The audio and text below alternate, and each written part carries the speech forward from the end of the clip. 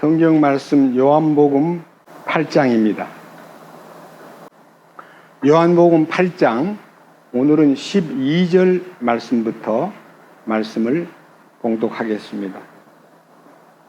요한복음 8장 12절입니다. 그때에 예수님께서 다시 그들에게 말씀하여 이르시되 나는 세상의 빛이니 나를 따르는 자는 어둠 속에 다니지 아니하고 생명의 빛을 얻으리라 하시니라. 그러므로 바리새인들이 그분께 이르되 네가 네 자신에 대하여 증언하니 네 증언은 참되지 아니하도다 하매 예수님께서 그들에게 응답하여 이르시되 내가 내 자신에 대하여 증언할지라도 내 증언은 참되니 이는 나는 내가 어디에서 와서 어디로 가는지 알거니와 너희는 내가 어디에서 와서 어디로 가는지 말할 수 없기 때문이니라. 너희는 육체를 따라 판단하나 나는 아무도 판단하지 아니하노라. 만일 내가 판단해도 내 판단은 참되니 이는 내가 혼자 있지 아니하고 나를 보내신 아버지와 내가 함께 있기 때문이라. 너희 율법에도 두 사람의 증언은 참되다고 기록되었으되 내가 내 자신에 대하여 증언하는 자가 되고 나를 보내신 아버지도 나에 대하여 증언하시느니라 하시니라. 이에 그들이 그분께 이르되 네 아버지가 어디 있느냐 하니 예수님께서 대답하시되 너희가 나도 알지 못하고 내 아버지도 알지 못하는도다.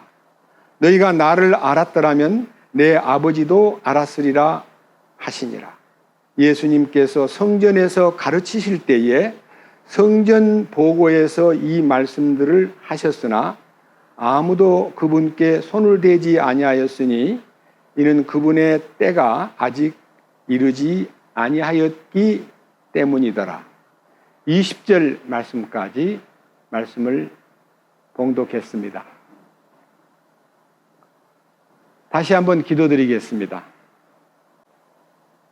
영광과 존귀를 받으시기에 합당하신 우리 주님, 우리를 영원한 죄에서 구원해 주실 뿐만 아니라 예수 그리스도의 신성한 생명이 우리 안에 머물러 우리의 옛사람을 제거하고 주님의 신성한 생명이 우리를 주장하심으로써 죄에서 구별되고 세상에서 구별되고 그리고 유혹을 받더라도 주님의 손길로 이길 수 있고 우리 주님의 그 거룩하신 신성한 생명을 드러내는 온유와 겸손으로 무장하고 사랑과 인내로 우리를 이끄시는 그 놀라운 성령님의 손길에 대하여 감사드립니다.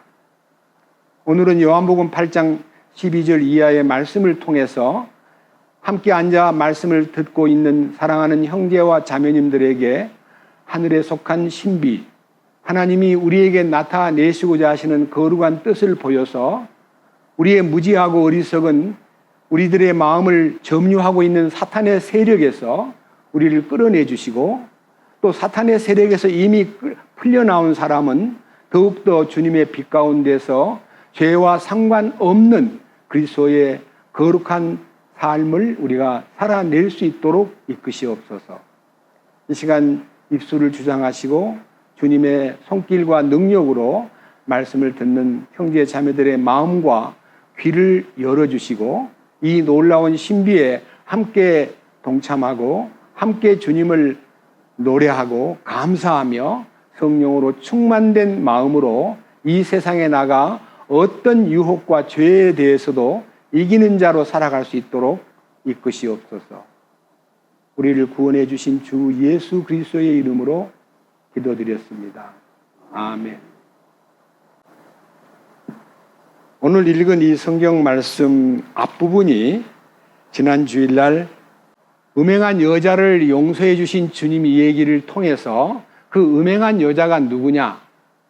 바로 나였다는 것을 시인하고 나를 그 음행한 그 과거에서 완전히 나도 너를 정죄하지 않노니 가서 다시는 죄를 범하지 말아라 하신 그 놀라운 은총을 내가 입은 자라는 것을 깨달았을 때 막달라 마리아와 같이 예수님의 죽음의 현장에도 함께하고, 예수님의 무덤 앞에서도 장례식에 함께하고, 예수님의 부활하시던 그 아침에도 예수님의 부활을 천사들로부터 통보받고, 그 다음 마지막에는 가장 첫 번째 부활하신 주님과 만남으로써 이 여인은 부활의 증인이 되고 제자들한테 가서 예수님 살아계신 것을 선포할 수 있는 용감한 여인이 막달라 마리아였다는 것을 믿습니다.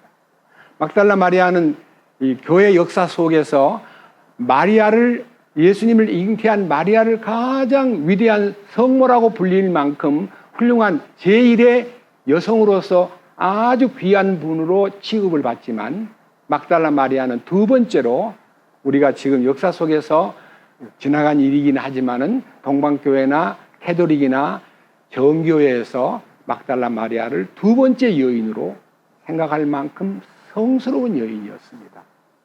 근데 우리가 그 막달라 마리아의 그 성스러움에 대해서 느끼는 것은요, 방법이, 성스럽다는 말은 거룩하다는 뜻인데, 우리는 주님의 거룩이 우리에게 보장되어 있기 때문에 예수 그리스도께서 우리를 당신의 거룩한 지성소로 초대하여 그 지성소에 어떤 기물이든지 접촉만 하면 거룩해지는 이 놀라운 신비를 우리가 배웠고 체험했습니다. 지성소는 장소가 아니라 예수 그리스도 안에 들어가면 그 안에가 지성소입니다.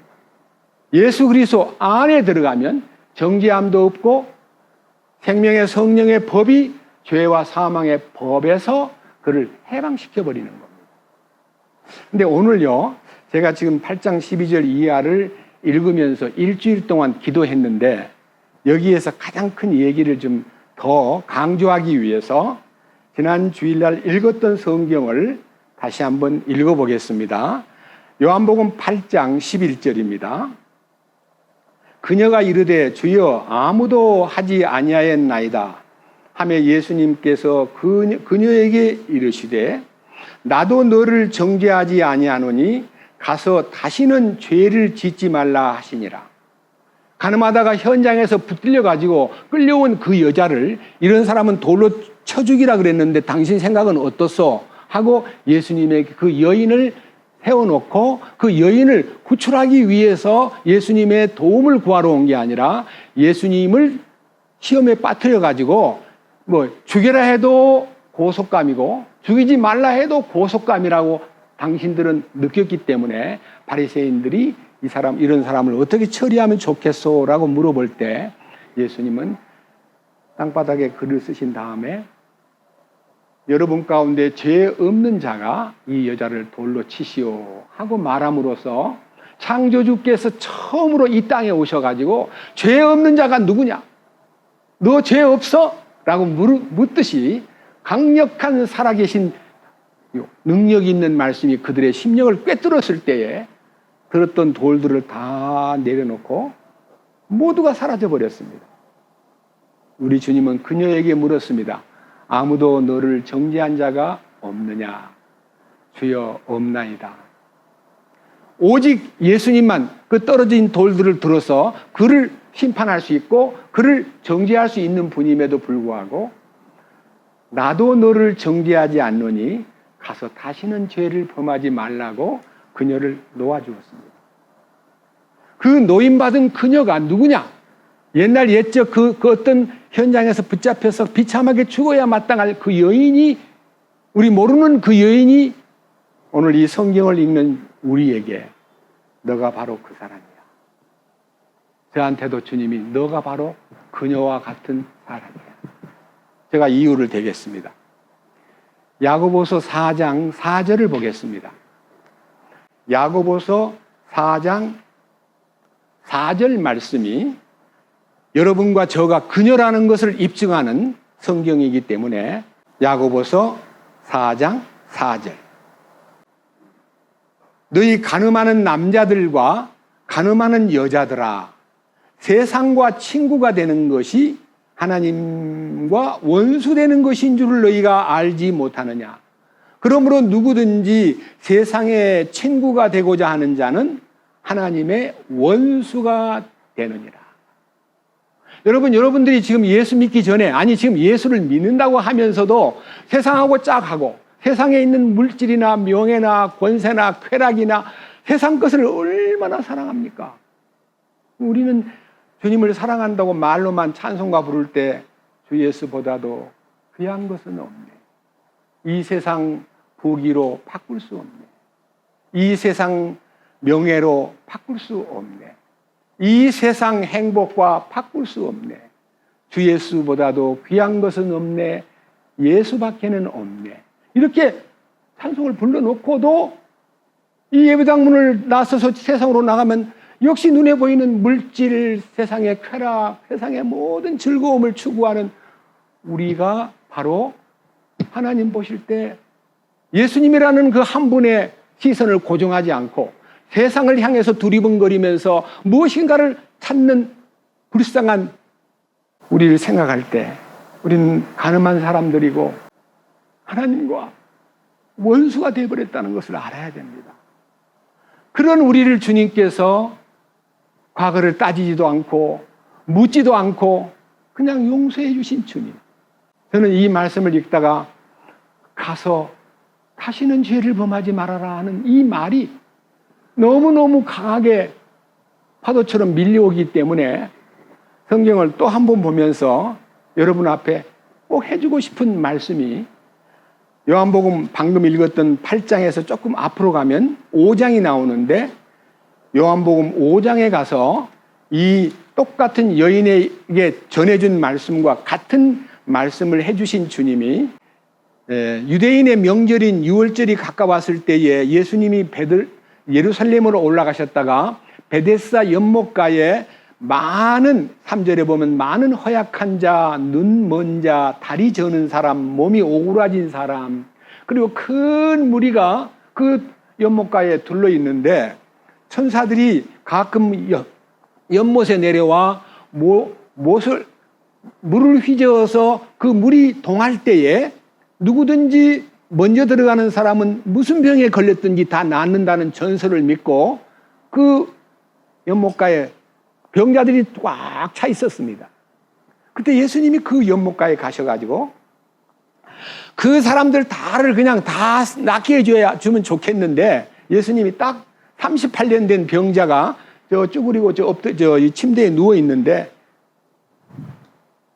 네가 낫고자 하느냐고 물었습니다.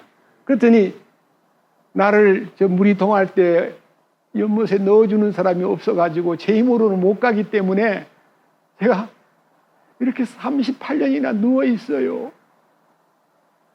예수님이 그를요 일어나 내 자리를 들고 걸어가라 하신 순간에 그가 벌떡 일어났습니다. 자, 이 성경 한 절을 보겠습니다. 8절입니다. 요한복음 5장 8절. 예수님께서 그에게 이르시되 일어나 내 자리를 들고 걸어가라 하시니 그 사람이 곧 온전하게 되어 자기 자리를 들고 걸어가니라. 바로 그날은 안식일이더라. 자, 38년 된 병자가 벌떡 일어나가지고 자기가 그 누워있던 침대를 싸가지고 딱 어깨에다 메고 가고 있을 때 유대인들이 그 안식일 날, 자, 10절. 그 안식일 날 유대인들이 병나은 사람에게 이르되 오늘은 안식일이니 네가 내 자리를 나르는 것은 율법에 어긋나니라.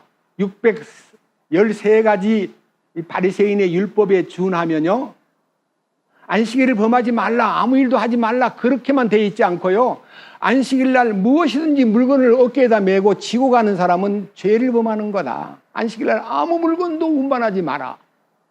이 병나 38년 동안 안식일을 제일 잘 지킨 사람이 이 38년 된 병자예요. 못 움직이니까 딴 사람들은 안식일 날 꾸무럭거렸는데 꾸무럭거리지도 않았어요. 그냥 누워 있었어요. 그런데 그 안식일 날 주님의 도우심으로 벌떡 일어나가지고 자기 침상을 메고 걸어가고 있을 때 유대인들은 당신도 오늘 안식일인데 그거 지고 어디로 가는 거야?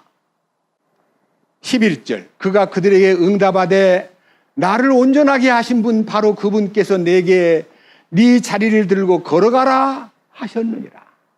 여기에서 제일 재밌는 것은요 나를 이렇게 건강하게 만드신 분이 자리를 들고 가라 합디다 하면은 눈이 번쩍 뜨이면서 저 38년 된 병자가 나았구나. 당신을 낫게 한 분이 누구세요? 이렇게 물어야 마땅한데 계속 질문이 뭐냐면 너를 안식일 날 그 짐을 지고 가라 한 그 자가 누구냐? 처음에는 하는 말이 잘 모르겠어요. 그분이 나를 낫게 하신 다음에 어디로 가버렸어요. 그런데 이제 얼마 안 있다가 14절에 성전에서 예수님을 만나게 됩니다. 예수님이 그를 이렇게 말씀하십니다. 성전에서 만난 예수님께서 그에게 이르되 보라 네가 온전하게 되었으니 더 심한 것이 네게 생기지 않도록 다시는 죄를 짓지 말라 하시네. 온전하게 되었으니 더 심한 것이 생기지 않도록 다시는 죄를 짓지 말라 하신 이 주님과의 만남을 통해서 나를 낫게 하신 분이 예수님이었구나. 그걸 너무너무 놀라게 생각하고 그 다음 바로 쫓아나가서 15절 그 사람이 떠나서 유대인들에게 나를 온전하게 하신 분은 예수님이다. 나를 낫게 해주신 분은 예수님이에요. 소리를 질렀습니다. 여기에서 제가요 온전하게라는 단어가요 9절에 그 사람이 곧 온전하게 되어 그 다음에 11절에 나를 온전하게 하신 분 14절에 보라 네가 온전하게 되었으니 15절에 그가 떠나가서 유대인들에게 자기를 온전하게 하신 분, 이 온전하게 하신 분이라는 단어가 헬라어로 휘기에스입니다. 휘기에스. 이게 무슨 말이냐 그러면요. 휘기에스라는 말을 영문 성경에서는 홀. 이 홀이라는 단어는요. 전체라는 뜻이 되기도 하고 전체, 모두, 그 다음에 완전하게, 완전, 그 다음에 온전이라는 뜻으로 번역할 수 있습니다. 예수님께서는요, 어떤 사람을 구원시킬 때요, 일어나 봐라. 이제 걷게 될 거야. 서서히 걸어 다니면 나중에 완전하게 돼. 나중에 더 좋아져. 그랬습니까? 완전하게 딱 일으켰습니까?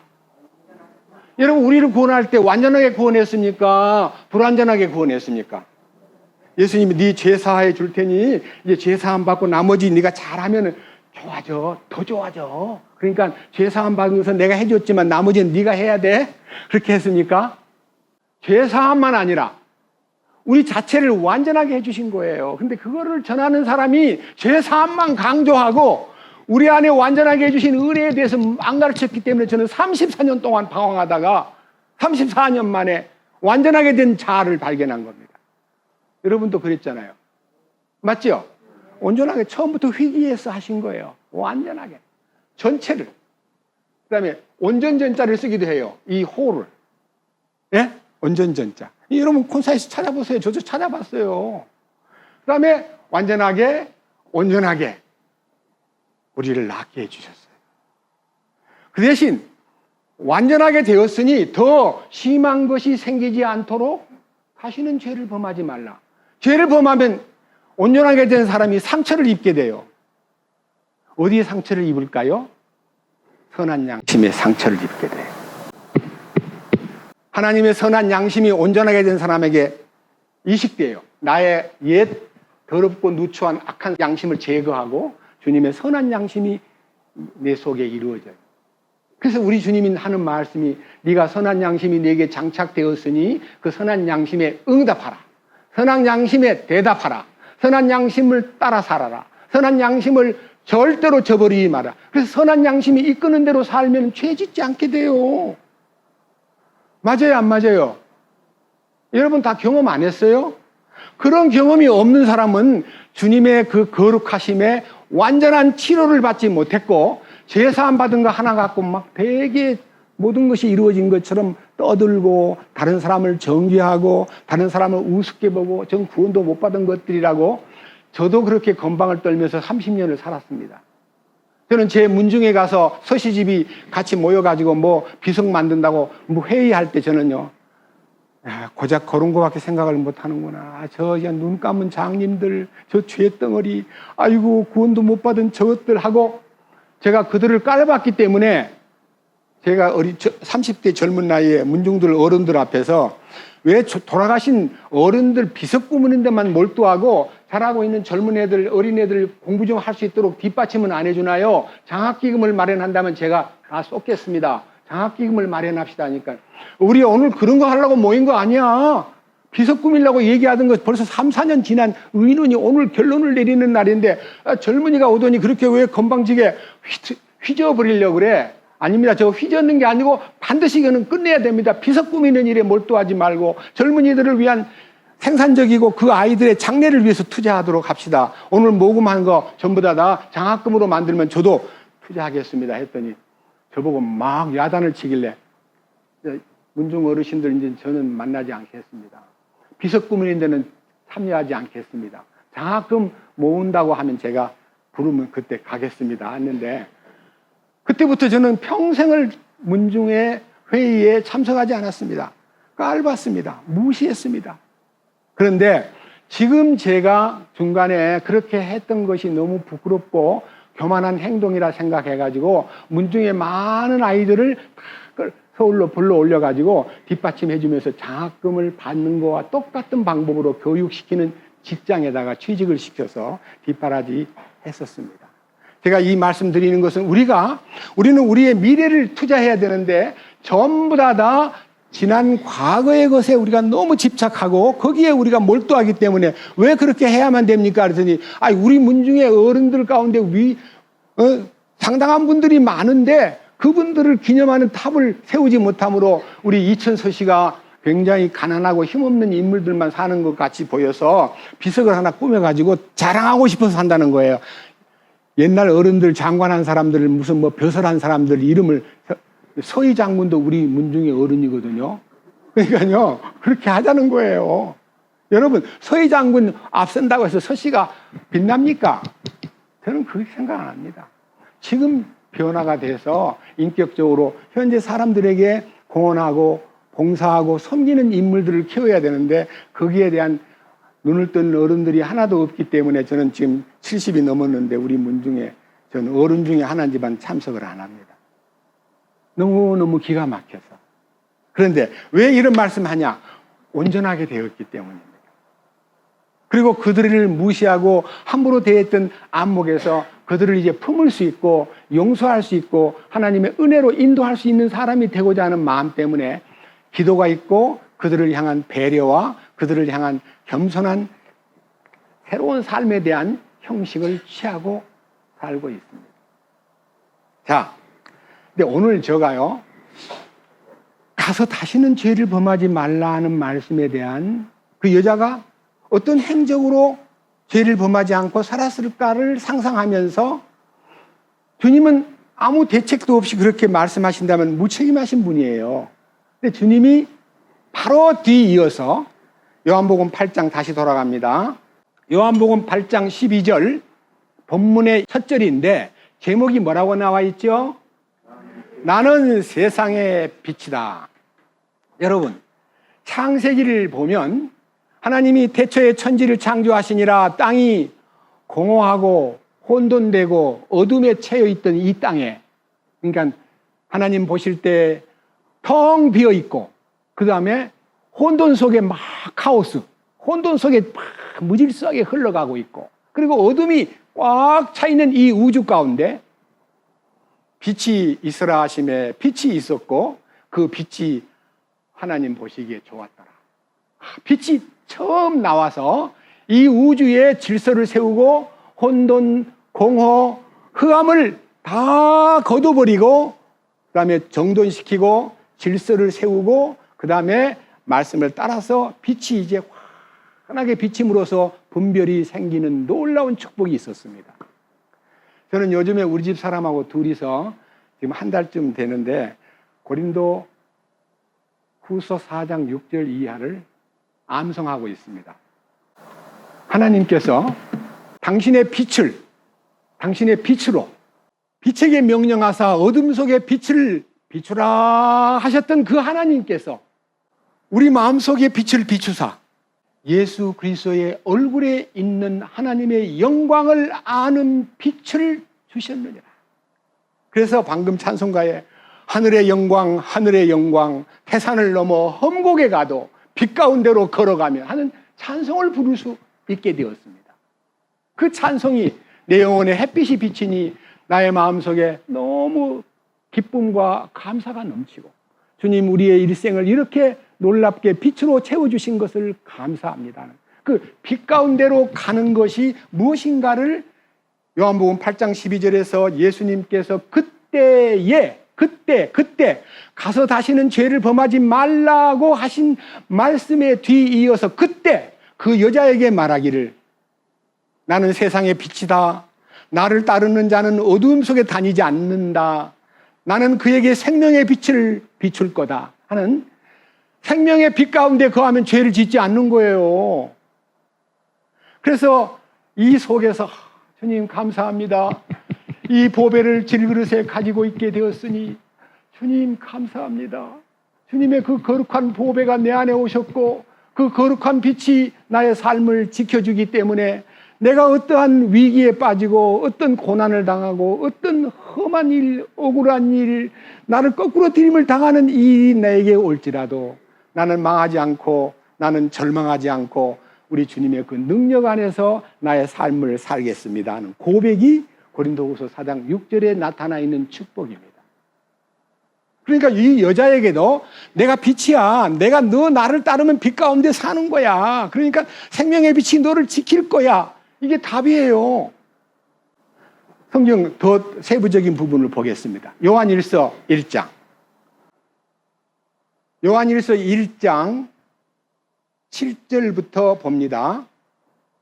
그러나 그분께서 빛 가운데 계신 것 같이 만일 우리가 빛 가운데 걸으면, 이 빛 가운데 걸으면이라는 단어는 walking, 빛 가운데 행하면, 그만 빛 가운데서 살면 우리가 서로 교제하게 되고 그분의 아들 예수 그리스도의 피가 모든 죄에서 우리를 깨끗하게 해줍니다. 모든 죄에서, all sins, 모든 죄에서. 그러니까요, 작은 죄든 큰 죄든 마음으로 짓는 죄든 입으로 욕하는 죄든 눈으로 흘기는 죄든 손으로 훔치는 죄든 남을 해코지 하던 이 손이 빛 가운데서 변화가 되는 거예요. 넘겨보세요. 2장 8절. 또다시 내가 너희에게 새 명령을 쓰노니 그것은 그분 안에서와 너희 안에서 참된 것이라. 이는 어둠이 지나가고 이제 참빛이 비치기 때문이니라. 어둠이 지나가고라는 말은요, 가늠할 수밖에 없는 본성을 타고난 이 죄성 속에서 끌려다니던 내가 그 죄를 깨끗하게 해주신 그 빛이 내 안에 왔을 때부터 내 마음속에 어둠 속에 다니지 아니하고 어둠이 지나가고 참빛이 비침이니라. 이 참빛은 태양빛이 아닙니다. 말씀 안에 있는 생명의 빛입니다. 밑에 보세요. 9절. 자기가 빛 가운데 있다고 말하면서 자기 형제를 미워하는 자는 지금까지 어두움 가운데 있느니라. 자기 형제를 사랑하는 자는 빛 가운데 거하며 그 속에 걸려 넘어지게 할 것이 전혀 없으나 자기 형제를 미워하는 자는 어둠 가운데 있고 어둠 가운데 걸으며 자기가 어디로 가는지 알지 못하나니 이는 어둠이 그의 눈을 멀게 하였기 때문이라. 오늘 혹시 이 가운데요, 누군가를 미워하는 마음이 있다면, 솔직히 말해서요, 부부 사이에도요, 좋을 때는 한없이 좋다가도요, 조금 삐뚤어지면요, 사흘 나흘 말도 안 하고요, 밥도 안 해주고, 그럼 집에도 안 들어오려고 그러고, 그런 부부가 있어요. 저도 빛 가운데 있다고 하면서 우리 집 사람하고 큰 싸움은 해본 적이 없지만요, 뭐 싸우다 말고 속이 상해가지고 헤어집시다 이런 말 평생에 해본 적이 없지요. 그렇지만은요, 속으로 집사람이 저보다 똑똑해요. 머리도 좋고. 사실 저는 이제 건방을 떠느라고 이제 집사람하고 당신 성적표 좀 가져와봐. 저는 성적표가 참 좋았거든요. 그러니까 성적표 가지고 누르려고 하는데 성적표를 안 가져오더라고요. 저도 성적표를 안 보여줬죠. 성적이 인간 되게 만드는 거 아니에요. 뭐 오늘 정치하는 여러 구석에서 뭐 시험을 봐가지고 뭐 추천을 한다 그러니까 와글와글 해. 성적이 좋다고 해서 사람이 좋으냐? 성적이 좋다고 정치를 잘하냐? 성적이 좋다고 돈을 잘 버냐?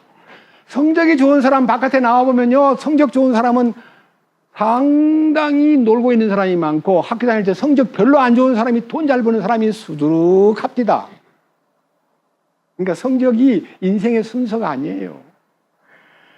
그런데 이 어둠이 마음속에 있으면 미워하는 마음이 사라지지 않는데 주님의 빛 가운데 들어가서 모든 것을 다 내려놓으면요, 미운 사람이 하나도 없어요. 저는 지금 미운 사람이 아무도 미운 사람이 없습니다.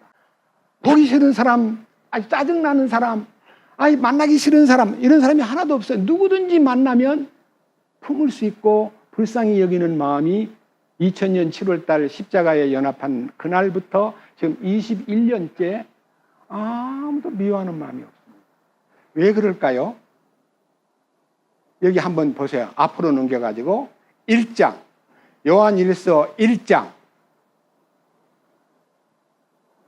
5절. 그런즉 우리가 그분에게서 듣고 너희에게 밝히 드러내는 소식이 이것이니 곧 하나님은 빛이시오 그분 안에는 전혀 뭐가 없어요? 전혀 그분 안에는 어둠이 없어요. 자, 그분 안에 어둠이 없다는 말은 우리가 그분 안에 있기 때문에 어둠이 없다는 거예요. 내가 어둡지 않다는 게 아니고. 그럼 보세요. 6절, 만일 우리가 그분과 교제한다고 말하며 어두움 가운데 걸으면 우리가 거짓말을 하고 진리를 행하지 아니하느니라. 그러니까 우리가 만약 주님 안에 있다, 빛 가운데 있다, 하나님과 함께 한다는 말을 하면서도 마음에 어둠이 있다면 그건 거짓말쟁이다 이거예요. 어느 날 놀랍게도 그 어두운 세력이 나를 떠나고, 그러니까 어둠의 권세에서 나를 건져내서 당신의 사랑의 왕국으로 옮기신 것이 골로새 1장에도 기록되어 있고, 그 어둠에서 우리를 벗어날 때 주님의 온전한 구원, 오늘 내가 너를 용서해 줄 테니까 점점 네 죄 짓지 말고 살아라. 그래야 네가 완전해진다. 그렇게 말했다면요, 주님의 구원이 불완전한 구원이지만요, 아주 일으킬 때 아니면은 그 여자를 놓아줄 때 온전하게 구원을 시킨 거예요. 우리는 온전한 구원을 받았어야 되는데 온전한 구원을 받지 못하고 죄사함 받는 것만 배워가지고 그것이 다인 줄 알았다가 온전한 구원이 뭔가를 눈을 뜨고 나니까 주님 감사합니다. 에베소서 5장으로 갑니다. 어떤 구원인가 보겠습니다. 8절입니다. 8절. 너희가 한때는 어둠이었으나 이제는 주 안에서 빛이니 빛의 자녀들로서 걸으라. 성령의 열매는, 개역성경에는 이 성령의 열매라는 단어가 빛의 열매는 이라고 되어 있더군요. 빛의 열매는 모든 선함과 의와 진리 안에 있느니라. 그러니까요, 주님의 빛 가운데에서 빛을 먹고 살면 의의 열매, 선한 열매, 진리의 열매를 맺게 되더라 이거예요. 그 다음 보십시오. 주께서 받으실 만한 것이 무엇인지 입증하라. 열매 없는 어둠의 일에 참여하지 말고 도리어 그것들을 책망하라. 열매 없는 어둠의 일이라는 게요, 우리가 인간이기 때문에 어둠이 찾아와요. 공격당해요. 어두운 세력으로부터 우리가 자존심을 짓밟는 말도 하고요. 예를 들면 제가 우리 장인 어르신하고 장인 어르신 친구 되시는 세무서에 높은 계급 가진 분하고 저하고 셋이 앉아서 식사를 하는데 술을 따라가지고 한잔하게, 죄송합니다 어르신, 저는 술을 먹지 않습니다 하고 노니까요, 우리 장인 어른을 한번 딱 보더니 저를 보고, 남자가 술을 안 먹으면 쇼부가, 일본말로 쇼부가 안 나. 쇼부가 뭐예요? 결정이 잘 안 터진대요. 살기가 팍팍하대요. 세상이 그렇게 쉬운 세상이 아니야. 한잔 할 때는 한잔 하고 이게 억지로라도 한 잔씩 하는 거야. 그래야 잘 되는 거야. 제가 그 자리에서 죄송합니다, 잘 안 되더라도 저는 술을 먹지 않겠습니다. 우리 장인 어르신 앞에서. 근데 나중에 세상이 세월이 지나고 나서 그분하고 저하고 비교해보면 그분은 별로 잘된 거 없이 세상을 떠났고 저는 주님의 은혜로 이렇게 잘 돼 있어요. 잘된 게 뭐예요? 영원한 상속권을 보장받은 위치까지 와버렸어요.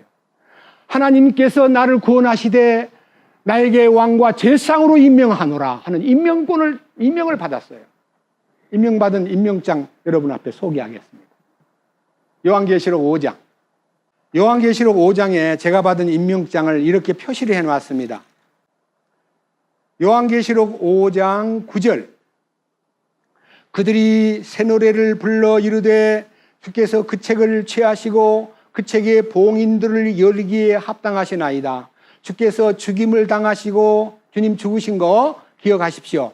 그의 피로 모든 족속과 언어와 백성과 민족 가운데서 우리를 구속하사, 그러니까요, 우리를 대한민국 이 국민 속에 5천만이 살고 있는데 거기서 나를 뽑아냈다는 거예요. 여러분들도 마찬가지예요. 나를 뽑아내사. 그 다음에 뭐라 그랬어요? 하나님께 드리셨으며, 하나님, 제가 뽑은 아이 바치겠습니다. 하나님이 데리고 와봐. 예수님이 나를 뽑았기 때문에 하나님이 받아주셔요. 그 다음 뭐라 되어 있습니까? 뽑아가지고 천국으로 가게 하마. 그랬습니까? 또 우리 하나님을 위하여 우리를 왕과 제사장으로 삼으실 것이니 그랬어요? 나는 삼으셨어요. 나는 임명장 이미 받았어요. 맞아요, 안 맞아요? 그 다음 뭐라 그랬어요? 우리가 땅에서 뭐 하리로다? 개역 성경에는 왕노릇 하리로다.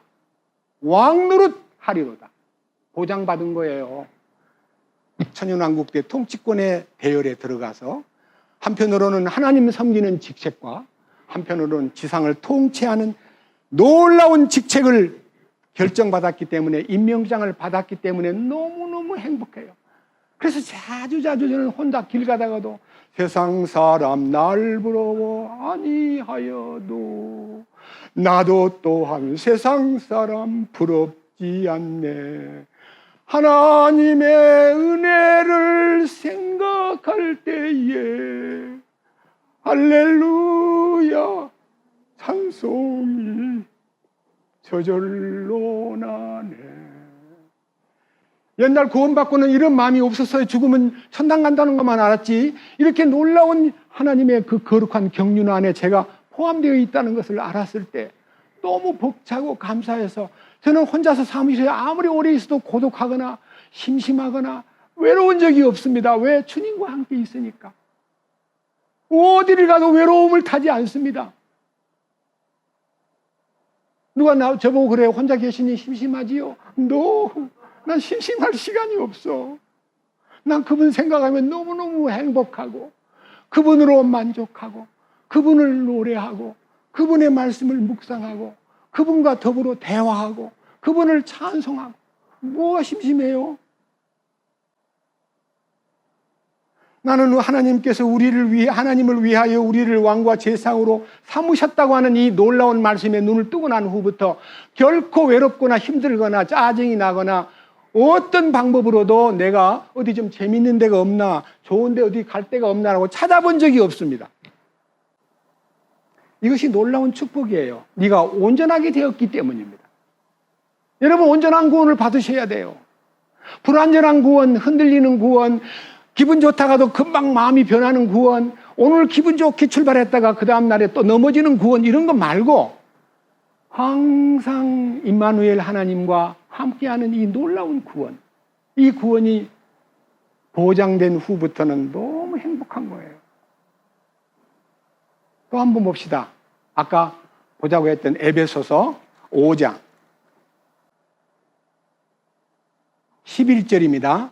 열매 없는 어둠의 일에 참여하지 말고 도리어 그것들을 책망하라. 그들이 은밀한 가운데 행하는 그것들은 말하는 것조차 수치니라. 그러나 책망을 받는 모든 것은 빛으로 말미암아 밝히 드러나게 되나니 무엇이든지 밝히 드러나게 하는 것은 다 빛이니라. 나의 모순된 행동, 나의 이 거짓된 어떤 요건이 하나라도 나타나면 빛이 즉각적으로 반응하고 하나님의 선한 양심이 신호를 보내기를 너 아니야, 그거 아니야 하고 말해줄 때마다 돌이키는 힘이 생기더라 이거예요.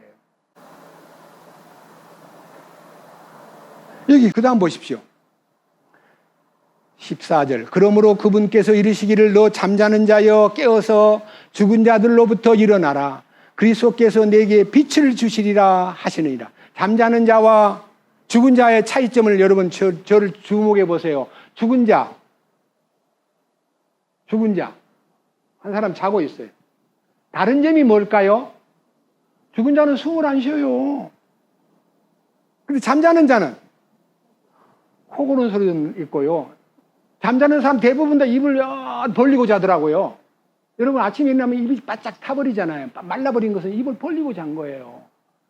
그런데 하는 말이 잠자는 자여 죽은 자들 속에서 일어나 하는 말은요. 세상 사람 다 죽어 있잖아요. 그 속에서 그냥 뒹굴고 사는 거야. 구원받았다는 사람이.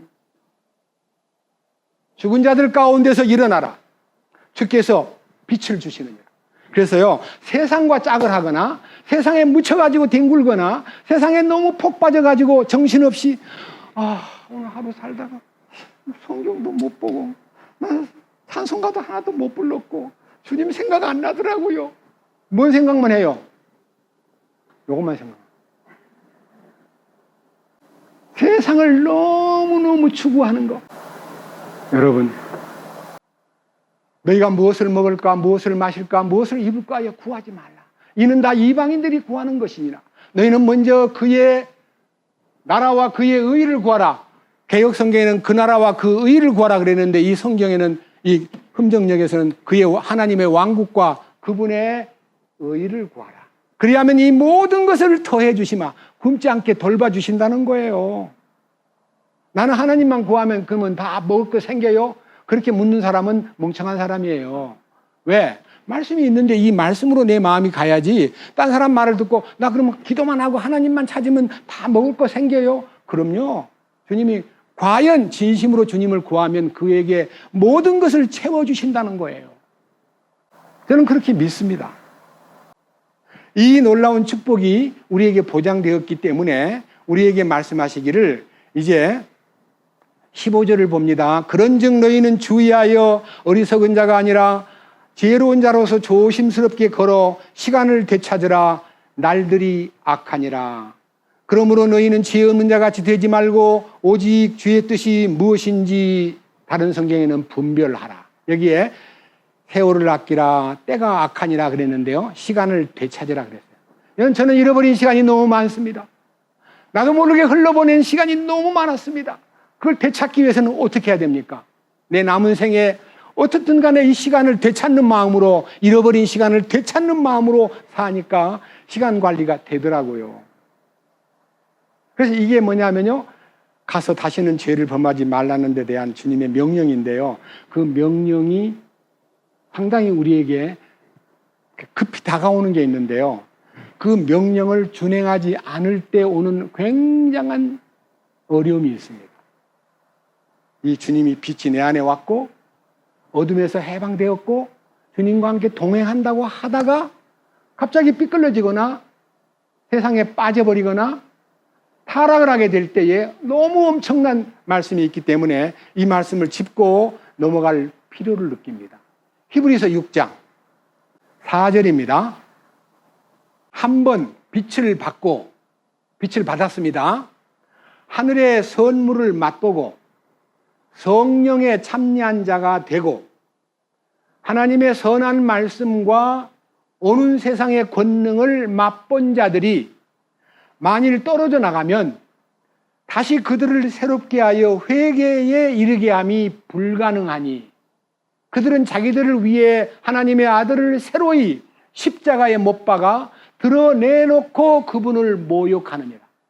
그러니까 이 말이 뭔 말이냐면요. 구원을 받았습니다 라고 말하는 사람, 또 이 모임 안에 와가지고 왕국의 복음에 눈을 떴다고 난 십자가에 내가 처리되었네요, 믿습니다, 감사합니다, 됐습니다 이렇게 하다가 어느 날 갑자기 안 보여요. 그 연락을 해보니까 전화도 안 받아요. 그 또 연락을 해도 전화를 안 받아요. 그 문자를 보냅니다. 어떻게 된 거냐 그러니까 나 이제 관심 갖지 말아주세요. 이런 분들이 간간히 있습니다. 그럼 그들에게 이제 간증이 듣고 싶어요. 당신은 왜 이 빛 가운데 같이 사는 거를, 이 교제 가운데 같이 사는 거, 사랑 안에서 같이 교제하는 것이 무겁습니까? 부담이 됩니까? 저보고 하는 말이, 형제님보다 설교 더 잘하는 데가 있어요. 걱정하지 마세요. 그래요. 다행입니다. 근데 설교를 더 잘한다, 덜 한다 그런 생각하지 말고 자매님의 마음속에 하나님의 평화가 가득 차 있고 빛 가운데 걸어가면서 자매님으로 인하여 자매님 주변에 변화가 생기고 가족들이 구원을 받는 역사가 있습니까? 하고 물어보면요, 얘기를 못해요. 생명의 빛이, 여러분, 산 위에 있는 동네가 숨기우지 못하고 사람이 등불을 켜서 말 아래 두지 않고 등경 위에 두나니 그러므로 집안 모든 사람에게 빛이니라. 이와 같이 너희 빛을 사람 앞에 비추게 하여 저희로 너희 착한 행실을 보고, 그 행실은 주님입니다. 하늘에 계신 아버지께 영광을 돌리게 하라. 우리는 빛을 비추는 것이 의지의 행위가 아니라 주님의 빛이 내 안에 와서 그 빛이 바라면 그 빛이 어둠을 밝히고 다른 생명들을 주께로 이끄는 힘이 된다 그랬습니다. 그 주변에 구원의 역사가 없다면 가짜입니다. 구원의 역사가 있어야 됩니다. 나로 인하여 새 생명이 탄생하고 나로 인해서 내가 전한 이 메시지로 인해서 불쌍한 심령들이 회개하고 주께로 돌아오는 역사가 뒤따라야 주님이 함께하는 증거다 이 말입니다. 아시겠어요? 모임을 떠나서 혼자 있으면서 잘한다는 사람요, 막 히브리어를 어떠고 뭐 헬라어 원어를 공부하니까 어떠고, 원어 공부한다고 큰소리 칠 거 아니라 원어를 쓰고 있는 히브리 이스라엘 땅에 한번 가보셔요. 예수 안 믿어요. 원어를 잘하는데. 원어를 아는데 왜 예수를 안 믿어요? 원어를 공부해가지고 예수를 잘 믿는 거예요? 여러분, 영어를 잘한다고 미국 사람 되는 거예요? 속지 마세요. 여기 이 말씀이 세상에 공포될 때에는 이 말씀을 통해서 우리를 살리고 이 말씀 속에서 주님의 능력과 실제가 나타나는데 증거를 대겠습니다. 고린도 후서 4장, 다시 아까 제가 인용한 성경인데 보겠습니다. 고린도 후서 4장 3절부터 봅니다. 270페이지. 고린도 후서 4장 3절. 만일 우리의 복음이 가려졌다면 그것은 잃어버린 자들에게 가려졌느니라. 그들 속에서 이 세상 신이 믿지 않는 자들의 마음을 가려 하나님의 형상이신 그리스도의 영광스러운 복음의 빛이 그들에게 비치지 못하게 하였느니라. 우리는 우리 자신을 선포하지 아니하며 우리 주 되신 그리스도 예수님과 또 예수님으로 인하여 우리가 너희의 종된 우리 자신을 선포하노니, 빛에게 명령하사 어둠 속에서 빛을 비추게 하신 하나님께서 우리 마음에 빛을 비추사 예수 그리스도의 얼굴에 있는 하나님의 영광을 아는 빛을 주셨느니라. 그러나 우리가 이 보배를 질그릇 안에 가지고 있나니 이것은 뛰어난 권능이 하나님에게서 나하며 우리에게서 나지 아니하게 하려 함이라. 여기까지 읽고 말씀드리겠습니다. 요한일서 3장 5절 이하에서 9절까지요. 하나님에게서 난 자는 죄를 범하지 않는다. 죄를 범하는 사람은 마귀에게 속한다. 죄를 범하는 사람은 어둠 속에 다니는 거고 예수님 안에 있는 거 아니다. 죄를 범하는 사람은 하나님을 알지 못한 사람이다. 하나님에게서 난 자는 죄를 범하지 아니하나니 이는 하나님의 씨가 그 속에 거하며 저도 범죄치 못하는 것은 하나님께로서 난 자이기 때문에. 그래서 죄를 범하지 않는 사람이 됐다 그러니까 성을 내면서 그런 사람이 있으면 불러와. 죄를 범하지 않는다니 내가 죄를 범하게 해볼게. 어떤 사람이 죄를 범하게 해보려고 저한테 와가지고 주먹을 불끈 쥐고 제가 당신에게 죄를 범하지 않는가, 죄를 범하는가 보려고 당신 한번 때려보고 싶습니다 하고 주먹을 쥐고 대들려고 그러는 사람 보고, 여보게, 당신이 나를 때린다고 해서 내가 당신한테 죄를 범한다고 생각하지 마. 나는 혹시 분통이 터지고 당신한테 대들 수 있는 어떤 가능성이 있지만 내 안에 계신 주님이 당신을 막아줘. 당신 손을 마비시킬 거야. 왜? 우연히 나를 때리는 것은 이해가 되지만은 고의적으로 나 때릴 테니까 죄 안 짓는가 봅시다. 주먹을 불끈 쥐고 대들라는 사람한테 제가 때려봐. 그럼 멍청이가 어디 있어요? 내가 왜 맞아요 그 사람한테? 보세요, 여기 뜻이 있어요. 고린도후서 4장 8절과 9절이 지금 우리가 당하고 있는 어려움입니다. 예수님 안에 있으면 죄를 범하지 않습니다 라는 말을 했을 때에 우리가 사방에서 공격을 당하고 고난을 당하나 괴로워하지 아니하며 난처한 일을 당하나 절망하지 아니하고 핍박을 받아도 버림받지 아니하고 거꾸로 뜨임을 당하여도 망하지 아니하니 우리가 항상 주 예수님의 죽으심을 몸에 짊어지면 예수님의 생명 또한 우리 몸에 나타나게 하려 함이라. 유혹과 핍박이 몰려와도 주님 섬기는 내 마음 변치 않고, 그 마음이, 주님의 그 주신 그 마음이 그 모든 핍박과 유혹과 고통과 모든 난처한 일들을 능히 이길 수 있는 힘을 주신다는 거예요. 어떻게 하면? 11절 이렇게 하면 됩니다.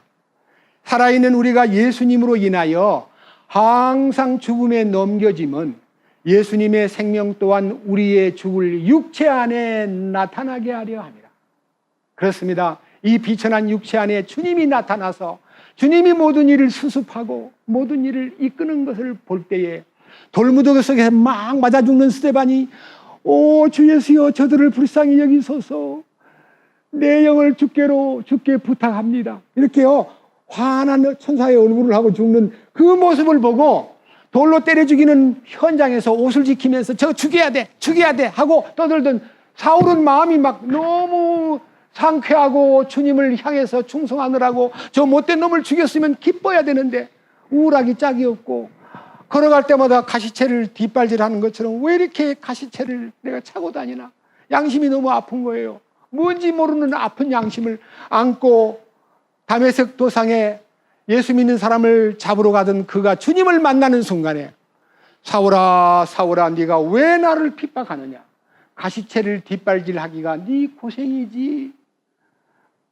네 시옵니까? 나는 네가 핍박하는 예수다.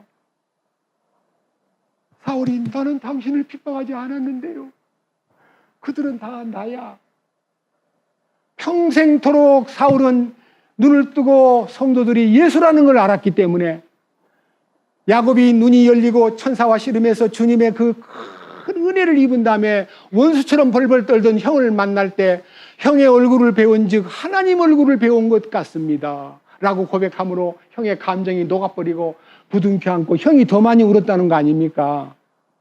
400명을 거느리고 이 동생 야곱에게 복수하고 싶어서 쫓아왔던 형이 형의 얼굴을 보니 하나님 얼굴 배운 것 같습니다 하는 이 고백에 형이 녹았다는 거 아닙니까?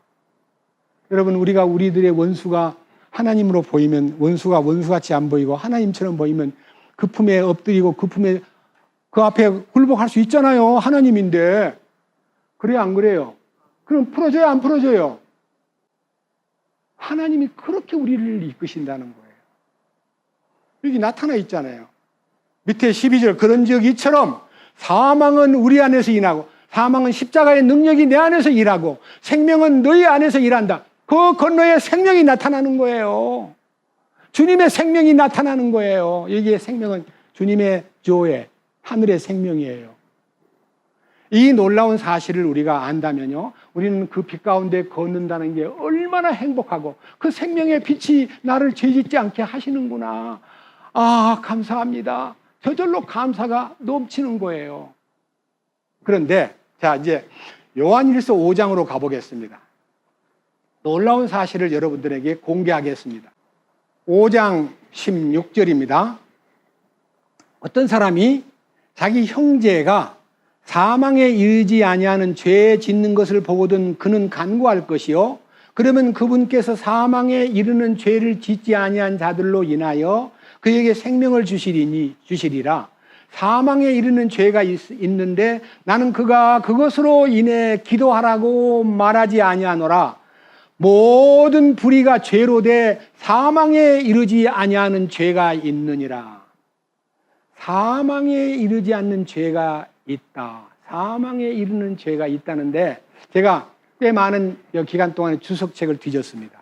다른 성경 학자들의 얘기를 좀 알아보려고. 어떻게 해석을 했냐면요, 마태복음 12장 보겠습니다. 마태복음 12장. 이 성경에 대한 주관적 해석입니다. 마태복음 12장 31절과 32절입니다. 그러므로 내가 너희에게 이르노니 온갖 종류의 죄와 신성모독은 사람들이 용서를 받되 성령님을 대적하여 신성모독하는 것은 사람들이 용서받지 못하고, 여기에 31절에 용서받을 죄와 용서받지 못할 죄가 있다고 구분했습니다. 32절, 또 누구든지 말로 사람의 아들을 대적하면 그는 용서를 받되 누구든지 말로 성령님을 대적하면 이 세상에서나 오는 세상에서나 그는 용서받지 못하리라. 용서받을 수 있는 사람과 용서 못 받을 사람이 구별되었는데, 예수님을 욕하거나 하나님을 안 믿고 함부로 말하는 사람은 용서받을 기회가 있지만, 성령님을 모독하고 성령님을 짓밟으면 용서를 못 받는다는 거예요. 이게 무슨 말일까요? 하나님은 계획하신 분이고요, 예수님은 성취하신 분입니다. 근데 그 예수님의 성취하신 십자가의 사건을요, 자체를 안 믿고 있는 거는 용서받을 수 있지만, 성령이 오셔가지고 예수님이 너를 위해 죽었거든, 너를 위해서 피를 흘리셨어, 너의 모든 원죄도 깨끗하게 하셨어, 완전하게 너를 구원하셨어, 나는 그분이 너를 용서했다는 걸 알려주고 싶어서 내가 온 거야 하고 용서해 주신 은혜를 말해 주는데도 불구하고, 뭐 용서해줘, 니나 받아, 나는 싫어. 용서를 거부하면 영원히 용서받지 못하잖아요. 근데 이게 이제 사망에 이르는 죄는 용서를 거부하는 죄고, 사망에 이르지 않는 죄는 세상에 사는 동안 지은 죄다, 이렇게 해석해가지고, 사망에 이르지 않는 죄는, 우리가 짓는 죄는 다 용서받을 수 있지만은 예수 믿지 않고 십자가를 거절하고 그분의 성령의 역사를 거부한 사람은 영원히 사함받지 못해. 여러분, 아셔야 됩니다. 제가 어젯밤 어떤 분으로부터 전화를 받았습니다. 그분은 34살 먹은 처녀인데요, 아직은 결혼도 안 하고 상당히 상태가 혼란 가운데 빠져 있어서 기도원에서 전화를 했는데 저한테 이렇게 말해요. 선생님, 저는요, 옛날에는 좀 믿었거든요. 근데 지금은 완전히 영혼이 죽어버렸습니다. 나는 이제 가망 없는 것 같아요. 기도해도 아무런 응답도 없고 성경을 봐도 아무것도 안 보이고 저는 이제 끝난 것 같아요. 이럴 때 제가 어떻게 해야 돼요? 누가 당신 보고 끝났다 그럽니까? 제가 성경 하나 읽어드릴게요. 요한일서 2장 2절에 저는 우리 죄를 위한 화목제물이니 우리의 죄만 위할 뿐 아니라 온 세상의 죄를 위하심이라. 당신의 생명이 끝나서 무덤에 들어갈 때까지는 당신에게 기회입니다. 그를 거절하지 마십시오. 그를 찾으면 됩니다. 지금 당신 보고 끝났다, 너는 희망이 없다, 너는 끝났다, 너는 영혼이 망가졌다는 말은 사탄이 하는 얘기입니다. 왜 그 얘기를 듣습니까? 그걸 노라고 말하고 말씀 안에 들어가서 주여, 나는 사탄에게 이런 말을 듣고 있습니다. 내가 이미 끝났다고, 넌 영혼이 망가졌다고, 너는 이제 안 된다고 이렇게 얘기하는데 주여, 나를 불쌍히 여겨주십시오. 주님은 하실 수 있습니다라고 기도하세요. 그 기도가 하기가 어려우면 저를 찾아오세요. 그런데 희한해요. 선생님한테 가기가 매우 두려워요. 그래서 제가 그 마음이 있을 때까지 주님 붙들고 용서를 한번 구하십시오. 지금 살아있을 때 하나님은 너 안 돼, 너는 끝났어 라고 하지 않아요. 그런데 여기서 우리가 주의할 점은요, 누가복음 12장으로 가겠습니다. 주의할 점, 뭐를 주의해야 되느냐? 누가복음 12장 47절로 갑니다. 자기 주인의 뜻을 알고도 자기를 예비하지 아니하고 주인의 뜻대로 행하지 아니한 그 종은 채찍을 많이 맞되 알지 못하고 채찍맞은 일들을 한 자는 적게 맞으리라. 누구든지 많이 받은 자에게는 사람들이 많이 요구할 것이요 사람들이 많이 맡긴 자에게는 더 많이 달라고 하리라. 이 말은요, 알고 짓는 죄와 모르고 짓는 죄에 대한 얘기를 하는 거예요. 알고 짓는 죄가 뭘까요? 참 우리는 주의해야 됩니다. 우리 가운데 몰라가지고 죄 짓고 몰라가지고 주님을 거역하고 주의 뜻을 등진 사람 많지만, 알면서도, 머리로 다 알면서도 주님의 뜻을 거역하는 사람이 있다는 거예요. 히브리서 10장입니다. 히브리서 10장 26절. 우리가 진리에 관한 지식을 받은 뒤에, 그러니까 안다는 거예요. 지식이. 진리에 관한 지식을 받았기 때문에 아는 거예요. 지식이 있는 거예요. 근데 그 사람이 고의로 죄를 지으면 다시는 죄들로 인한 희생제물이 남아있지 아니하고 대적하는 자들을 삼킬 심판과 불같은 경로에 대하여 두렵게 기다리는 어떤 일만 남아있느니라. 그 어떤 일은 여기서 감히 표현을 안 했지만요, 굉장히 어려운 심판과 불같은 경로가 기다리고 있다. 28절, 모세의 율법을 멸시한 자도 두세 증인으로 인내 국류를 얻지 못하고 죽었거늘 하물며 하나님의 아들을 발로 밟고 자기를 거룩히 구별한 언약의 피를 거룩하지 아니한 것으로 여기며 은혜의 영께 무례히 행한 자가 당연히 받을 것으로 생각되는 형벌은 얼마나 극심하겠느냐. 너희는 생각해보라. 여기 주의할 점은요, 하나님의 아들을 발로 밟고 자기를 거룩히 구별한 언약의 피를 거룩하지 아니한 것으로 여기며 은혜의 성령을 무례하게 성령한테 대드는 사람이 있다면, 이 말은요, 오늘 우리 가운데 구원을 받았다 그러면서도요, 굉장히 우리들이 흔히 쓰는 용어 중에서 가장 슬픈 용어, 구원받은 깡패.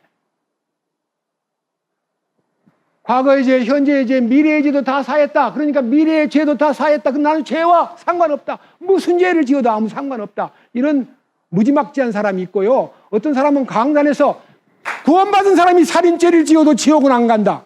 이런 망령된 말을 하는 사람이 있습니다. 예수님을 모독하는 겁니다. 그래서 성경에서 마지막 결론을 내리겠습니다.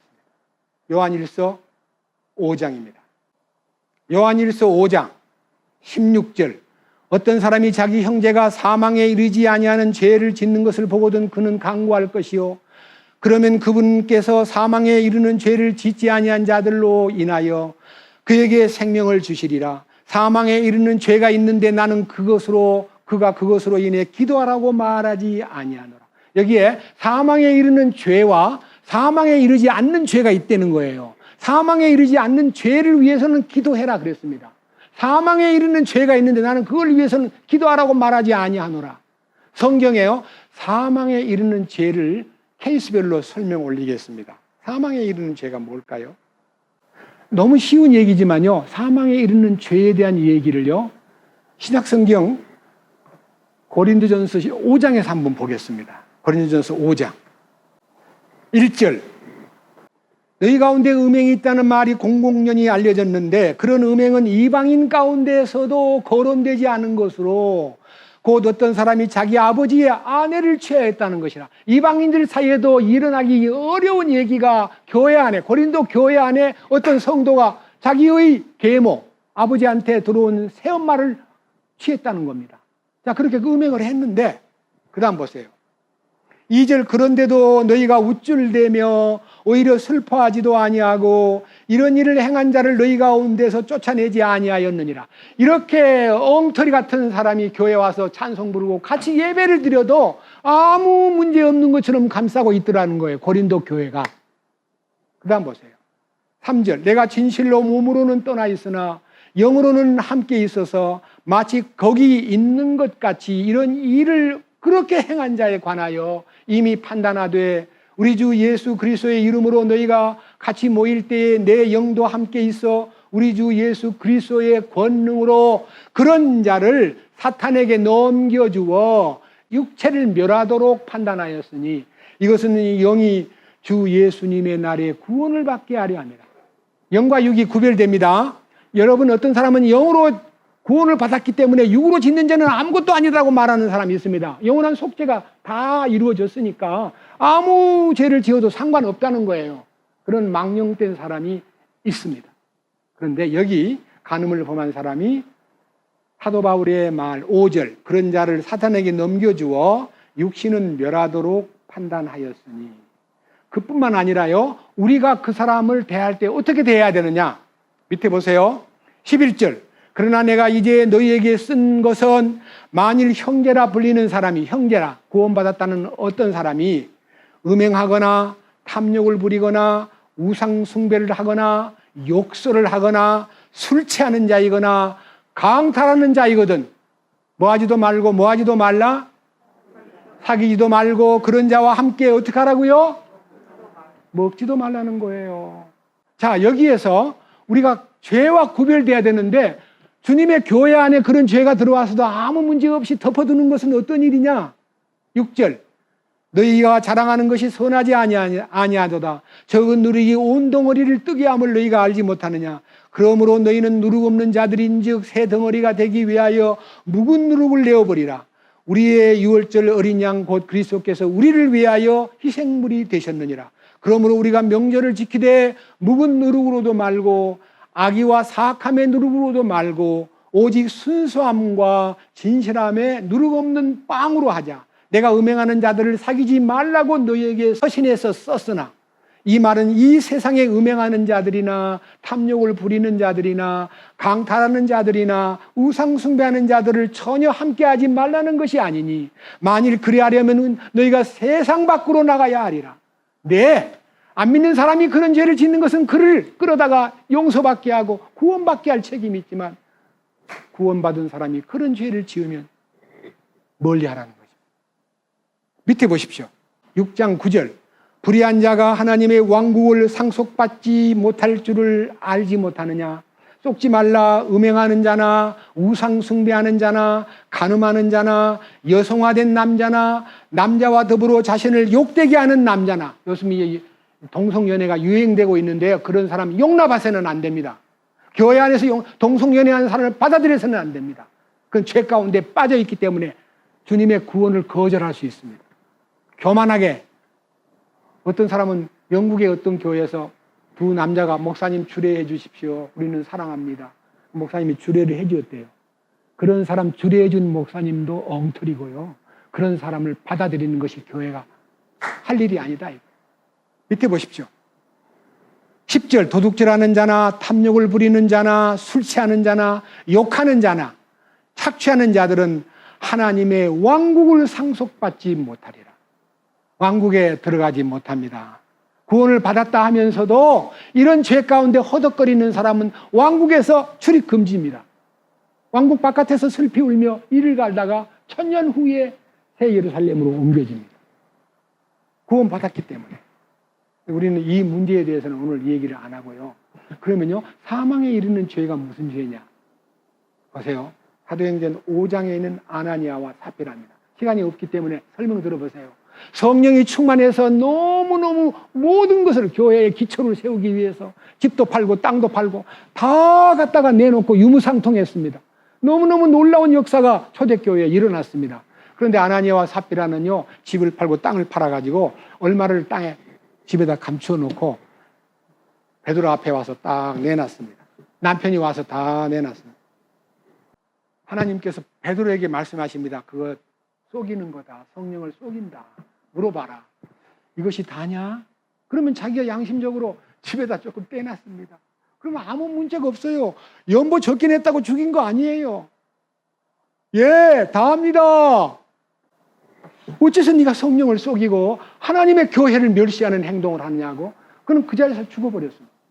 몇 시간 후에 또 부인이 왔습니다. 부인 보고 또 물었습니다. 그 가져온 그 모든 재물이 전부 다냐? 그러면요, 죄송합니다. 일부는 집에다 떼놨습니다. 이러면 아무 문제 없어요. 근데 또 다래요. 둘이서 합의한 거예요. 거짓말 하기로. 그 여자도 죽었어요. 그게 바로 사망에 이르는 죄예요. 여호수아 7장에 아간이 여리고를 정복할 때 하나님이 여리고에 있는 어떤 물건도 손대지 마라. 그건 다 하나님 거다. 너는 여리고가 망할 때 그 안에 있는 금은 보화를 탐내지 마라 했는데, 아간이요, 어느 집에 들어가가지고 금덩어리 은덩어리 그리고 좋은 외투를 슬슬 끌어다가 자기 집 천막 밑에다가 딱 덮어놓고, 여호수아를 통해서 너희 가운데 죄를 지은 자가 있기 때문에 아이성에 패배했다. 너희 가운데 그 죄 지은 사람을 색출하라 하고 제비를 뽑은 즉 아간이 당첨이 됐습니다. 아간, 무슨 일을 했느냐? 제가 여리고 성의 금덩어리와 은덩어리 외투가 탐나서 집에다가 숨겨두었나이다. 그는 사형을 당했어요. 성경에요, 그런 케이스가 엄청 많아요. 고라는 민수기 16장에 자기 위치를 짐만 맨날 지고 다니는 짐꾼이 아니고 나도 제사장이 되고 싶소 하고 도전하다가 고라와 다단과 아비람과 그 당에 함께 250명이 다 죽었습니다. 그 죽음에 이르는 죄가 뭐냐? 하나님의 권위에 도전하고 하나님의 뜻에 어긋난 행동을 하고 거짓말을, 성령을 속이고, 이게 사망에 이르는 죄예요.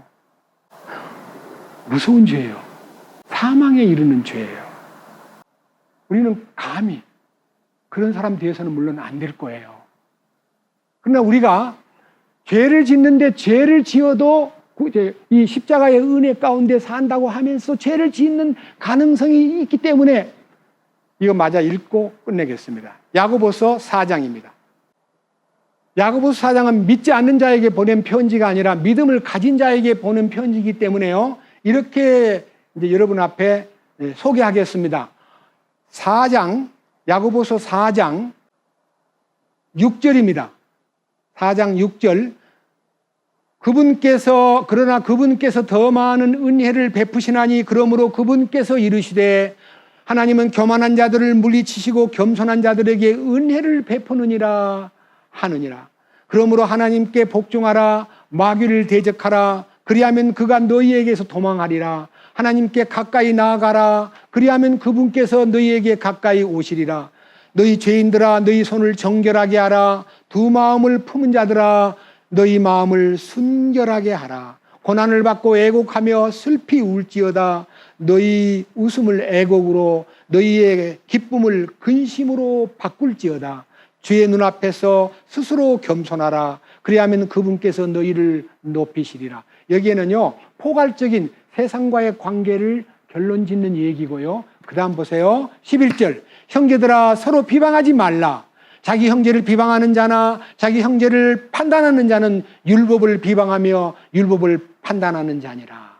그 다음에요 13절. 자 이제 너희가 말하기를 오늘이나 내일이나 우리가 어떤 도시에 가서 한 해 동안 거기 머물면서 사고팔고 하여 이득을 얻으리라 하거니와 내일 일을 너희가 알지 못하는도다. 너희 생명이 무엇이냐. 너희는 잠시 나타났다가 그 뒤에 사라져버리는 수증기니라. 개혁성경에는 안개니라 그랬습니다. 자 여기에서요 첫째는 형제를 비방하거나 판단하는 일은 하지 마라. 그리고 네가 무슨 마음의 계획이 있다고 어디 가서 돈 벌어 오겠다고 네 마음대로 여행을 가거나 어디 도시로 가서 돈 벌겠다는 계획을 네가 말로 자랑을 했는데 이 자랑은 정말 악한 거다. 밑에 보십시오. 15절. 그런 까닭에 너희가 마땅히 말하기를 주께서 원하시면 우리가 살며 이것이나 저것을 하리라 하여야 하나. 그러니까 주님이 원하시면 주의 뜻을 따라 순종하겠습니다. 어떤 환경에도 제가 굶으라면 굶겠습니다. 주님 명령해 주시고 제가 갈 길을 보여주세요라고 쉽게 묻지 않고 자기가 마음의 계획을 해서 어느 도시로 이제 돈 벌러 갔습니다. 그 다음 보십시오. 16절. 이제 너희가 스스로 자랑하는 것을 기뻐하나니. 스스로 자랑한다는 말은요 자기가 세운 계획을 가지고 딴 사람한테 떠벌리는 거예요. 나 이렇게 한다고. 나 이렇게 해서 돈 좀 벌겠다고. 나 돈이 있어야 될 것 같아. 야, 믿는 것도 돈이 좀 있어야 될 것 같아. 나 돈 벌어올게 하고 자랑하는 거예요. 이러한 자랑을 기뻐하는 그 기쁨은 다 악한 것이니라. 어디서 난 것입니까? 자기에서 났기 때문입니다. 주님은 우리에게 말씀하셨습니다. 누구든지 나를 따라오려거든 자기를 부인하고 십자가를 지고 나를 따르라. 자기를 먼저 부인하는 것이 뭡니까? 자기 계획을 내세우는 것이 악한 거예요. 그 다음 보십시오. 17절. 그러므로 선을 행할 줄 알고도 행하지 아니하는 자에게는 곧 그것이 그에게 뭐가 된다고요? 여러분 선을 행할 줄 알고도라는 말은요 주님에게 여쭙고 주님이 인도하는 대로 주님이 내게 이끄시는 대로 가는 것이 선이에요. 예? 주님이 우리 보고 형제가 연합하여 동거함이 어찌 그리 선하고 아름다운고 교제 가운데 머물러 주님의 뜻을 기다리는 사람이 선함 속에 있는 거예요. 교제를 이탈해가지고 자기 개인 행동하고 자기가 알아서 하고 자기가 돈 벌 계획을 세우고 자기 계획을 자랑하고 이게 전부 다 선을 행할 줄 알고도 행하지 않는 것이 죄라는 것은요 그리스도인이 참된 행함 속에 있고 주님의 이끄심 속에 있지 아니하면 죄를 짓는 거예요. 야, 이 죄를 염두에다 두고요. 자, 이제는 5장 9절입니다. 형제들아 서로 불평하지 말라. 그리하여야 너희가 정죄를 받지 아니하리라. 불평.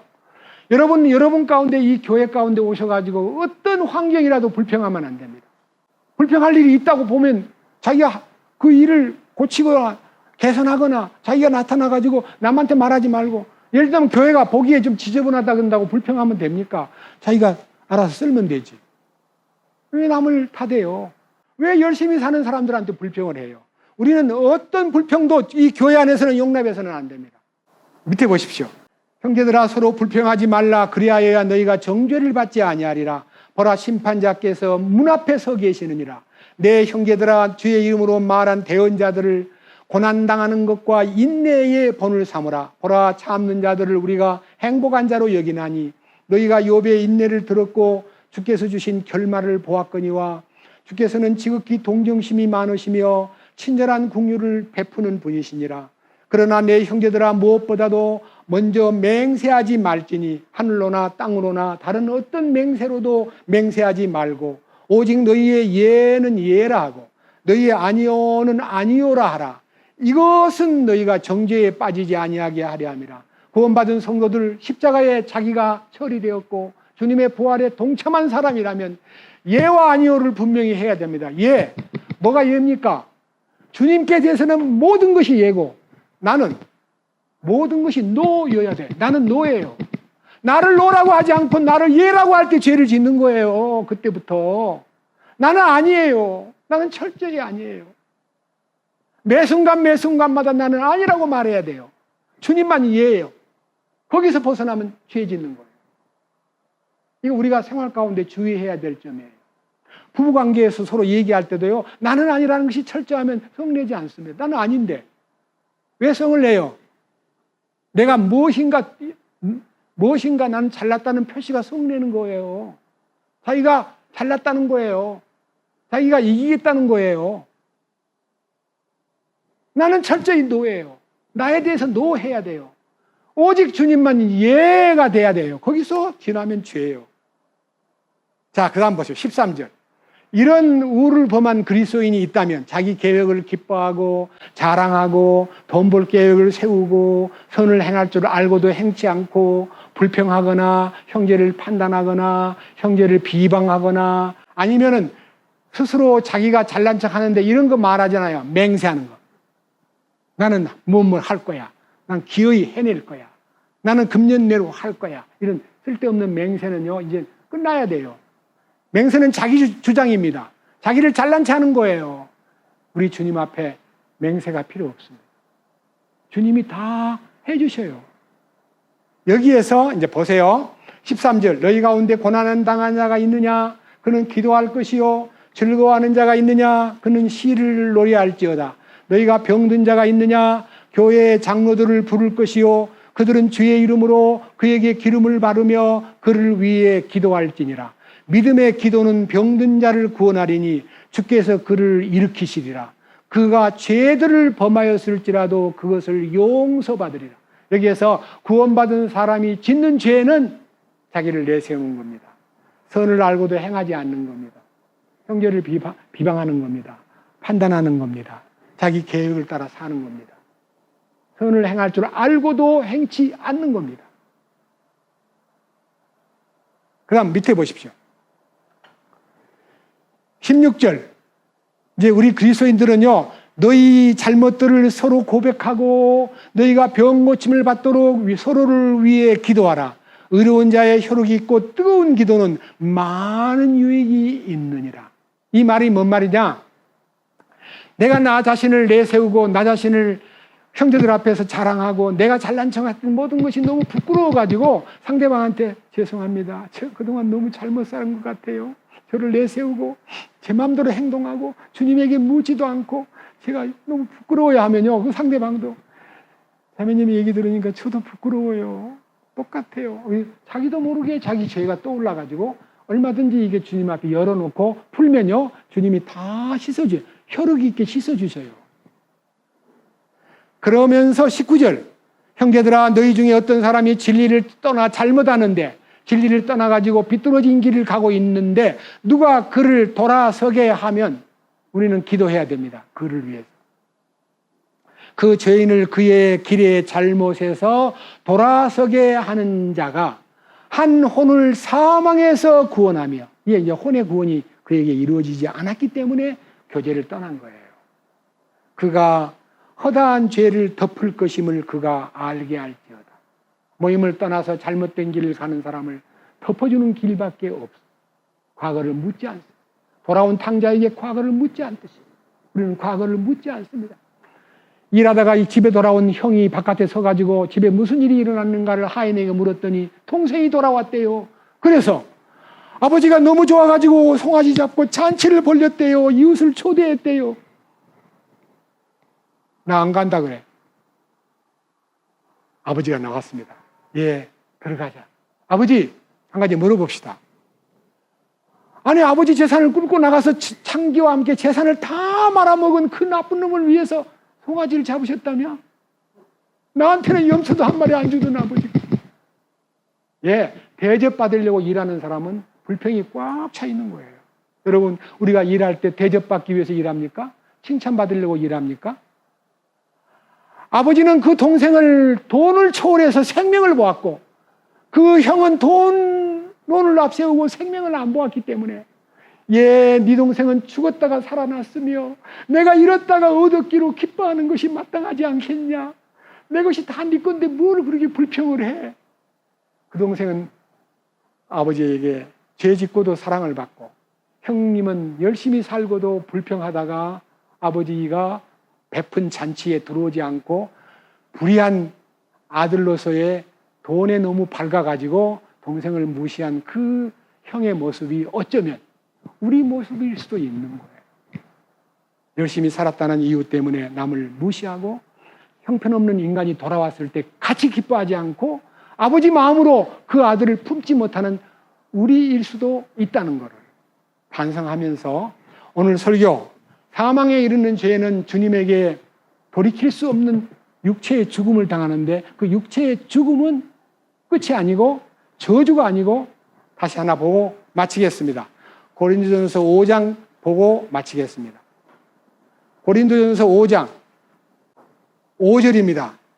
그런 자를 사탄에게 넘겨주어 육신을 멸하도록, 육체를 멸하도록 판단하였으니 이것은 영이 주 예수님의 날에 구원을 받아요, 못 받아요?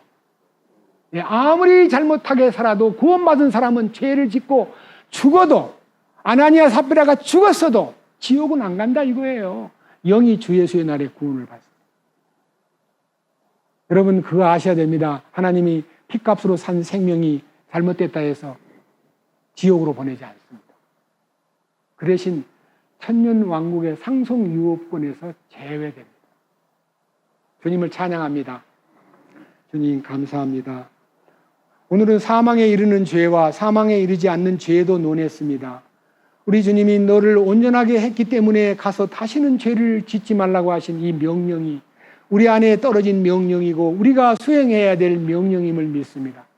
주님은 생명의 빛 가운데 우리를 행하게 하시고 주님의 빛비침 속에 살면 죄를 지을 수 없고 어두움 가운데 행할 수가 없다는 것을 우리가 알았습니다. 이 놀라운 사실에 우리가 항상 주께 고정된 생각을 갖고 주님을 향해서 순종하고 충성하는 우리 모두가 될 수 있도록 이끄시옵소서. 우리 주 예수 그리스도의 이름으로 기도드렸습니다. 아멘.